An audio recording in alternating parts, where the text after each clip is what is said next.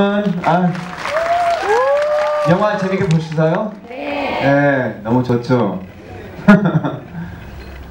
제가 옛날에 처음 나올 때 영화장에서 봤는데 그때 모두들 다 아직 안 태어난 것 같아요.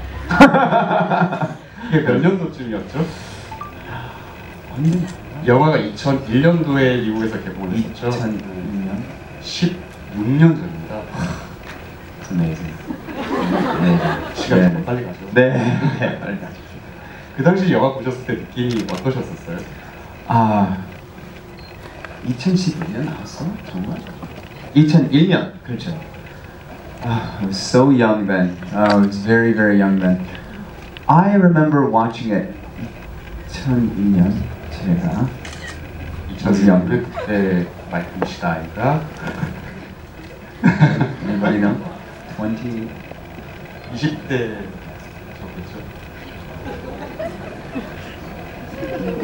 Just before I was 30, so 28 years old, right? 28 years, 29살. When I watched this movie, I was so surprised at how moved I was. 처음 봤을 때 놀랐는데 자 이렇게 감동받았다는 것 자체에 놀랐다고 얘기해요. 네, 왜냐면 뭐 헤드윅이랑 저랑 많이 다르죠. 뭐 트랜스젠더 사람이고 뭐 독일에서 온 사람이고 저는 그냥 미국에서 태어난 한국 사람이죠. 재미있게 보이죠. So 근데 우리 very different. Yes. 아주 독특한 캐릭터잖아요. 자기랑 관련이 없는 트랜스젠더이기도 하고 마이클은 미국 사람이고 그 사람은 독일에서 온 사람이고 그 관련 없는 사람의 이야기인데도 불구하고 감동받았다는 게 you're surprised for that. It was yes, yeah. I was very surprised. Only at the end of the movie, I was crying and crying and crying, and I didn't expect to be. And I asked myself why, and it was because I felt that the idea of this movie was somebody who felt alone in the world. Somebody who felt alone in the world, but at the end realizes something about himself that is special and something about himself that he can share. There's something very unique about who he is that he can share with the world. That she can share with the world. 이사리?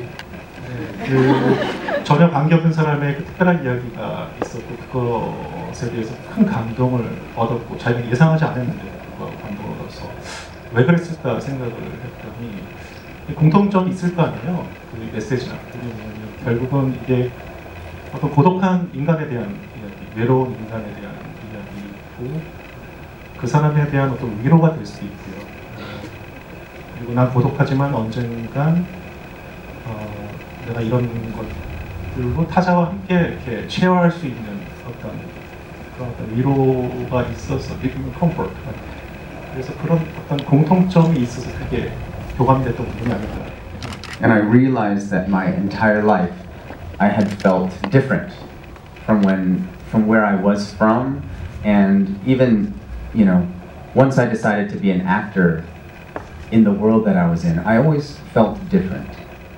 마이클 스스로도 이렇게 돌이켜보면 자기 인생에서 자기가 항상 어떤 메인 스트림에서 벗어난 소수에 속한 사람이라고 항상 느껴왔던 거죠. 자기가 의식했던 안 했던 간에. 그래서 And so I really felt like I could understand who Hedwig was and what she was going through. 결국 소수자 어떻게 보면 큰 어떤 그룹에 끼지 못한 사람들의 이야기라는 점에 있어서 거기서 어떤 감동인 것 같아요. 네. 이사님께서는 어쩌면 헤드윅이라는 어떤 이 영화 혹은 뮤지컬 자체를 한국에 어떻게 보면 폭발적으로 정말 모든 한국 사람들이 지금 15년에 걸쳐서 보고 있는 그런 엄청난 작품으로 만드셨는데요. 그 당시에 처음에 이 헤드윅 뮤지컬로 한국에서 소개해야겠다라고 생각하셨던 그런 어떤 이유가 있었나요? 제가 90년대 중반에 미국에서 있었고요. 유학생활 중이었는데 사실 그때는 제가 뭐 공연에서 일할 계획도 없었고 제 전공이 뭐 공연도 아니었어요. 그리고 이제 우연한 기회에 이 작품을 받고 그 헤드윅 그 작품에 나온 대사처럼 저도 이유는 잘 모르지만 저한테 큰 인상을 남겼어요. 그래서 당시에 이제 막연하게 내가 공연에 관련된 일을 하게 될 계획은 없지만 혹시라도 정말 한국에 돌아가서 이런 일과 조금이라도 관련된 일을 한다면 이 작품을 내가 하든 소개시켜줘야 겠다는 생각을 했었어요. 그리고 이제 2003년도인가 이제 한국에 돌아와서 우연한 기회에 공연 기획서에서 일을 하게 되면서 내가 일단 제안을 했죠. 네, 이걸 하고 싶다고 제안했는데 고맙게도 그 회사 운영진께서 허락을 해주셨어요. 그래서 하게 된 거죠. 허락을 받으셨어요. 허락을 받았습니다. 그 당시에는 이게 어떤 의미를 지니는지, 이게 뭐 상업적으로 성공할지 뭐 이런 거에 대한 개념은 전혀 없었고요. 한번 해보자라는 그냥 그 생각 하나만 밀어보셨던 프로젝트였죠. 네. 그 사실 헤드윅이라는 영화가 2002년도에 한국에서 개봉을 했고요. 당시 한국에서 개봉을 했을 때 관객이 딱 5,000명이 들었다고 합니다. 그러니까 사실 영화 개봉했을 때는 그렇게 많은 사람들이 보거나 사회적으로 한국에서 크게 반향을 일으킨 작품이 아니었었어요. 헤드윅이라는 게 어쨌든 영화가 개봉이 되고 16년 만에 새로 개봉을 해서 사람들을 찾고, 그리고 뮤지컬로서 계속 사람들에게 다가갈 만큼의 어떤 힘이 어디에서 오는 걸까요? 배우이자 그리고 제작자가 보기에 어떤 힘이 있는 걸까요?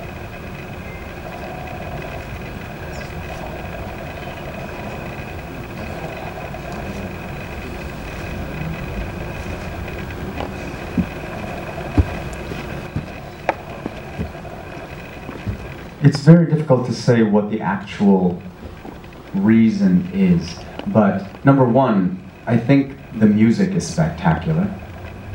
일단 음악이 정말 좋고요. 예, 그거 전할 수 없죠. 네.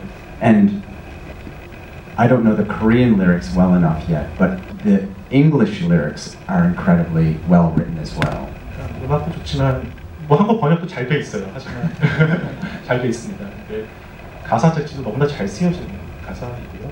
So that's where you start with. But I think one of the powerful things about Hedwig is the transformation of, I mean, you see it through the transformation of Hedwig and Taminosis, this union of two different sides of a coin. But there's the power of transformation of understanding who you are. And I think that's something that everybody in life can relate with.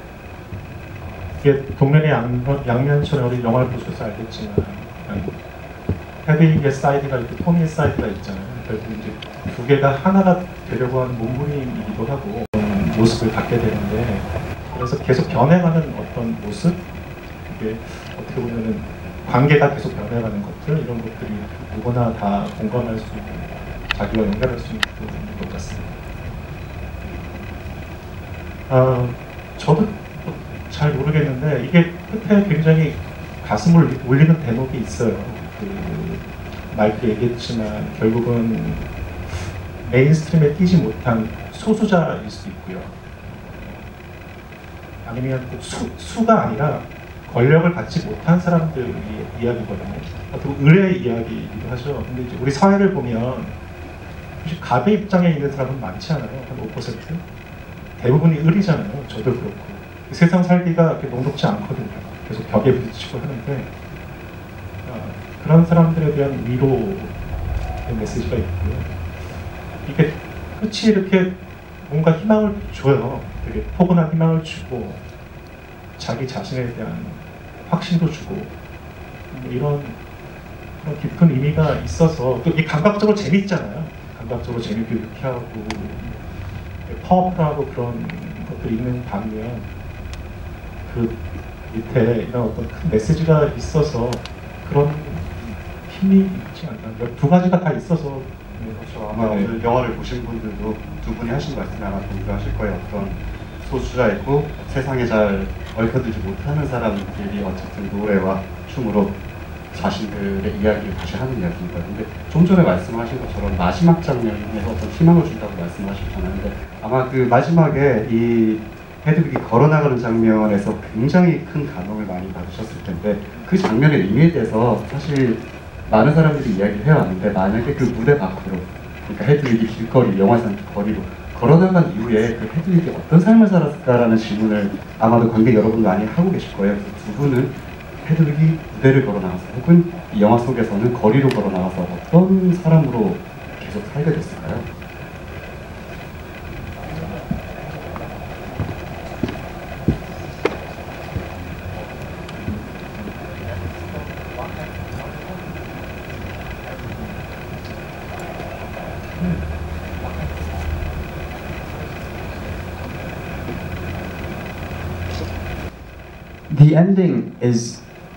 The ending to the movie is so up for interpretation. Yeah. 열려 있죠 일단. 일단 열려 있다고 보고요. Because the last image we see in the movie, if I'm correct, is Hedwig as Tommy Gnosis walking backwards, right? Or do we see Hedwig? It's one interpretation. Yeah. It's Hedwig is Tommy. I believe it's a transformation. So I don't know how everybody else believes it. I still, in studying the script right now, I'm trying to figure out how I feel about it. 이거 뭐 개인적으로 다 해석에 열려 있으니까 지금 자기가 보기에 Yeah, I believe it's the point where this person of Tommy Gnosis is very possibly a figment of Hedwig's imagination.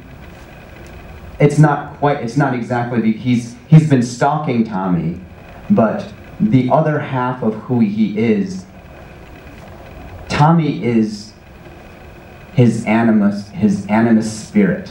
Tommy is the other side, the masculine side of his femininity. And so, in accepting that part of himself, he becomes whole and is ready to go out into the world. 어렵다. 타미가 또 반복되는데 헤비가 타미가 두 개 다른 성향을 가진 존재잖아요.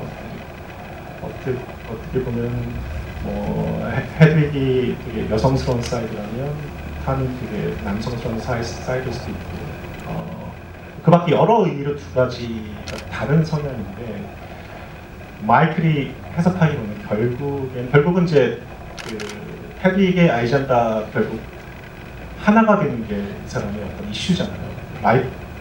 이 사람이 일생에 걸쳐서 자기는 하나가 되고 싶다, 완성되고 싶다는 게 얘의 그 이슈인데 마이클 보기엔 결국은 두 개의 다른 성향의 것이 헤드윅 입장에서는 자기와 다른 성향의 무엇을 억셉트한 거죠. 인정하고 받아들이면서 하나가 돼서 이제 나갈 수 있다 해서 걸어 나간다고 해석을 하고 있네요. 설득력이 있다고. 그렇죠. 어떻게 보면 굉장히 달콤 씁쓸한 그런 해석이라고 볼 수도 있겠네요. It's very difficult, and I'm not sure if I fully can execute that as an actor, or if I can fully accept that as a rational way of telling the story, only because there are realities and there are imagination. But in terms of a theory, that's a theory. 한 가지 그 엔딩을 이해할 수 있는 한 가지 이제 가설인 거죠. 사실은 아까 얘기했던 것 중에 그 탐이라는 존재가 되게 이게 헤드윅 실제 존재는 하겠죠. 근데 이제 어쨌든 헤드윅의 시각에서 본 탐이 있고 헤드윅의 상상력 속에서 존재하는 어떤 존재일 수도 있거든요. 사실은 되게 애매한 어떤 존재이긴 해요. 네네. 그게 이제 영화에서는 사실은 톰이라는 존재를 보지만 사실 무대 위에서는 톰은 존재하지 않거든요. 그러니까 헤드윅의 설명을 통해서만 톰이가 소리로서만 존재하고, 그러니까 이게 철학적으로 이게 과연 존재하느냐 안 하느냐도 사실은 누구든지 또 다른 해석할 수 있는 여지가 있는 부분이라고 생각이 되죠. 그래서 제가 예전 존 카메론 미첼의 인터뷰를 보기로는 애초에 처음에 이제 뮤지컬이 먼저 시작이 됐고 이제 영화가 2001년도에 만들어졌죠. 그때 톰의 역할을 1인 2역으로 직접 연기를 다 할 것이냐 아니면 새로운 배우를 캐스팅할 것이냐를 두고 고민을 꽤 많이 했었다고 해요. 근데 영화 뮤지컬과 달리 영화에서는 어쨌든 다른 존재를 보여줘야 관객들이 설득이 되니까 마이클 피트라는 그 당시에 굉장히 젊었죠. 배우를 캐스팅했다라고 들었어요. 아무래도 곧 헤드윅 뮤지컬이 시작하는데 마이클 리 씨가 헤드윅 역할로 처음으로 참여를 하시게 되는 거잖아요. 어떻게 캐스팅이 이루어졌는지 그 이야기를 좀 들을 수 있을까요? 마이클이랑 작업도 했었고, 근데 이제 헤드윅 이야기는 요새 나온 얘기는 아니고요. 마이클이랑 지난 몇 년간 계속 나눴던 이야기 중에 하나였어요. 언젠가는 하겠지 하고 있었고, 또 실제로 마이클이나 마이크 쪽 회사 쪽에 몇 번 컨택을 했었던 적도 있고요. 근데 이제 스케줄이나 이런 것들 때문에 잘 안 됐었죠. 요번에 이제 하게 된 거죠. 그러니까 오랫동안 생각했던 어떤 프로젝트 중에 하나였습니다. 시간만 맞으면 언제 더 빨리 하실 수 있어요? 그랬을 수 있죠. 네. 그랬을 때 It could have done that as well. 그랬을 수도 있었는데 솔직히 말하면 이번 또도 this year도 되게 바쁜 시간인데요. I couldn't wait anymore. 또 기다릴 수 없었어요. 그래서 이번엔 그냥 우리 쇼노티랑 기회를 주면 정말 이번에 열심히 하고 난 너무 This has been a dream of mine. 정말 꿈이 이루어졌어요. It's a dream come true. And so there's so many questions I have with this character. And it's just such an exciting process to be able to do that as an actor, to explore it. I don't know if I'll be able to find all the answers this time, but as an actor, this is the most exciting thing to do, is to explore the depths of what a character can be thinking and what you can tell through the magic of theater.